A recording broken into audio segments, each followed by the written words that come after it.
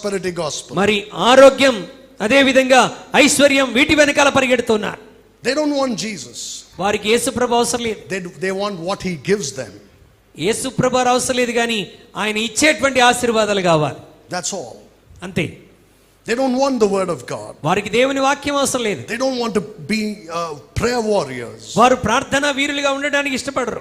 They don't want to be students of God's word. వారు దేవుని వాక్యానికి గృహ నిర్వాహకులుగా ఉండడానికి ఇష్టపడట్లేదు. Make me rich.